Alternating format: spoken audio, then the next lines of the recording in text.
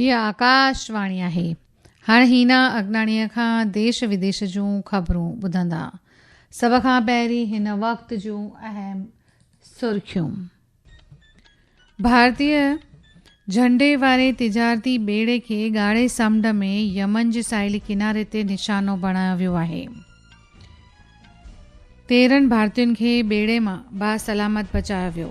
Supreme court reserve bank of India खे हिदायत ॾिनी आहे त जेके खाता फर्ज़ी आहिनि ऐं धोखाधड़ी वाबस्ता इस्तेमालु थिया आहिनि उन्हनि सां सख़्ताईअ सां नियमनि जो पालन कयो वञे। मेडिकल दाख़िला समिति यानी नीट यूजी काउंसलिंग 2026 जे पहिरें तबके जो रजिस्ट्रेशन अॼु खां शुरू।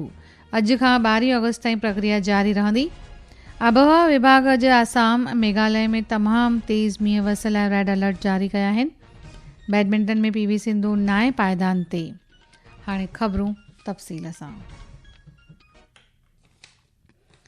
भारतीय झंडे वारे तिजारती ॿेड़े MSV फैज नूरे ओलैया ते हमले वाबस्ता भारत सख़्त मज़म्मत कई आहे। हमले खां पोइ इहो जहाज़ काल्ह यमन साहिली किनारे खां परे लाल सागर में ॿुॾी वियो।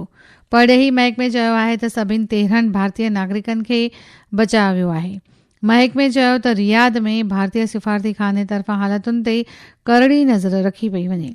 अमले जे मेंबरनि वास्ते सलामती तोड़े हिफ़ाज़त लाइ लगातार नमूने ॻाल्हि ॿोल थी रही आहे।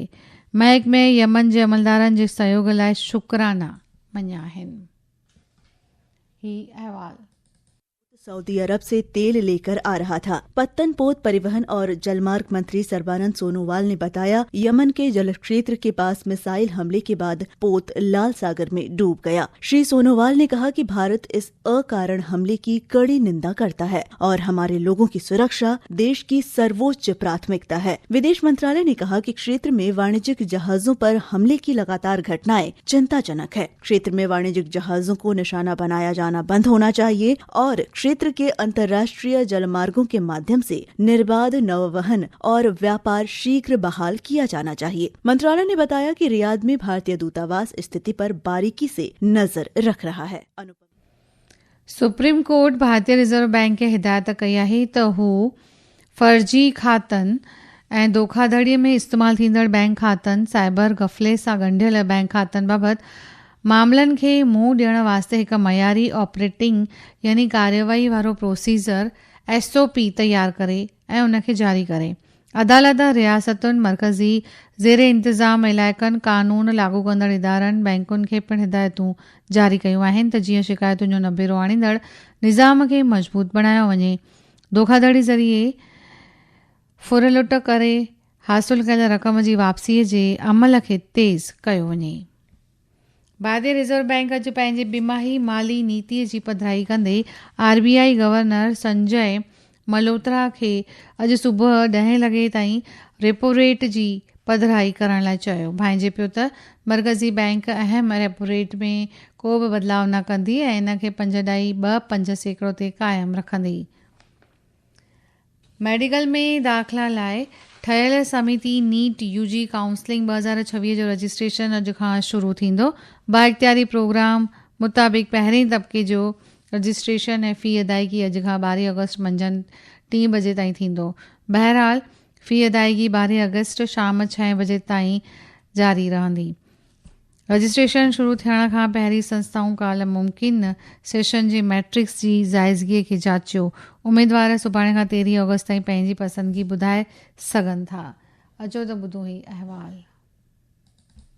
कल से 13 अगस्त तक अपनी पसंद दे सकते हैं। अपना चयन बताने की सुविधा 13 अगस्त सवेरे 11 बजे बंद हो जाएगी। पहले चरण की सीट आवंटन प्रक्रिया 13 अगस्त से 16 अगस्त तक चलेगी और परिणाम 17 अगस्त को घोषित किए जाएंगे। जिन उम्मीदवारों को सीटें आवंटित की गई हैं, उन्हें 18 अगस्त से 22 अगस्त के बीच अपने संबंधित संस्थानों में रिपोर्ट करना होगा। संस्थान 23 अगस्त को उम्मीदवारों के डेटा का सत्यापन करेंगे। स्वास्थ्य मंत्रालय ने उम्मीदवारों को MCC पोर्टल पर पंजीकरण, चयन भरने और सीट आवंटन प्रक्रिया समझने में सहायता करने के लिए वीडियो जारी किए हैं। इन वीडियो का उद्देश्य काउंसलिंग प्रक्रिया को सरल और विद्यार्थी अनुकूल तरीके से समझाकर उम्मीदवारों को मार्गदर्शन देना है। समाचार कक्ष से मैं मुकेश कुमार।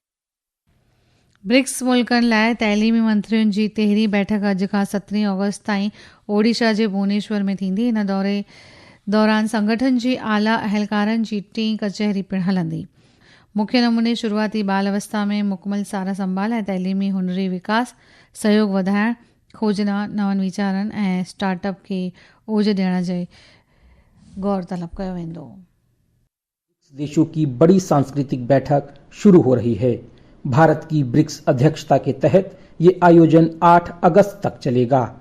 इसमें ब्रिक्स संस्कृति कार्य समूह और संस्कृति मंत्रियों की बैठकें होंगी। इसके चलते भोपाल को ग्लोबल इन्वेस्टर्स समिट की तरह सजाया गया है। वीआईपी रोड से लेकर भोज सेतु तक रंग रोगन के साथ साथ पेंटिंग्स भी बनाई गई हैं।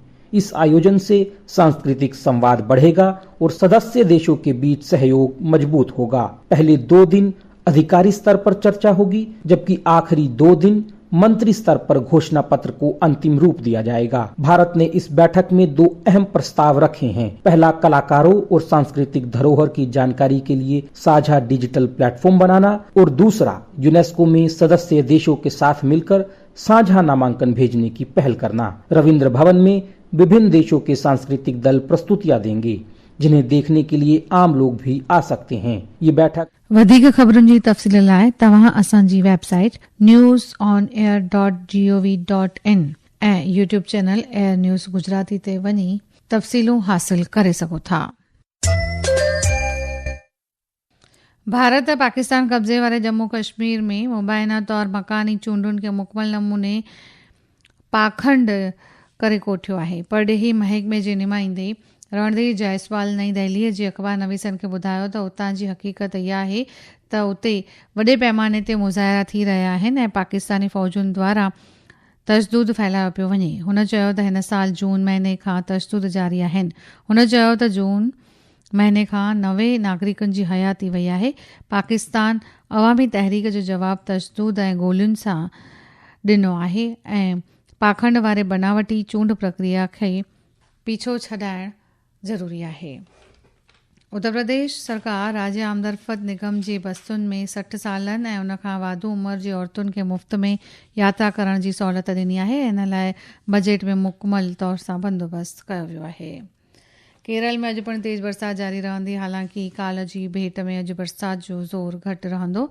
केरल जे कसारगोड, कन्नूर, वायनाड, कोझिकोड, इडुक्की, एर्नाकुलम, कोट्टियाम, अल्पाजुआ, पथानामथिट्टा वग़ैरह ज़िलनि में ऑरेंज अलर्ट जारी कयो वियो आहे।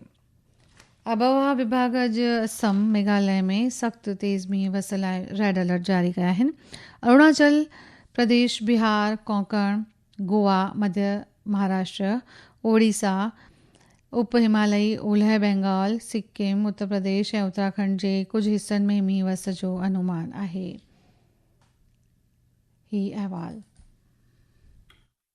लगभग सभी जिलों के लिए येलो अलर्ट जारी किया है तथा अगले 24 घंटों के दौरान राज्य में भारी वर्षा की संभावना व्यक्त की है। असम राज्य आपदा प्रबंधन प्राधिकरण के अनुसार बाढ़ से अब तक राज्य के 10 जिले प्रभावित हुए हैं, जिनमें शिवसागर, धेमाजी, कोलाघाट, चौरादेव और कामरूप महानगर शामिल हैं। कल बाढ़ से संबंधित घटनाओं में 2 और लोगों की मृत्यु हो गई, जिससे राज्य में बाढ़ से मृतकों की संख्या बढ़कर 89 हो गई है। बाढ़ बैडमिंटन में आलमी सतह ते पीवी संधू नाए पायदान ते आहे।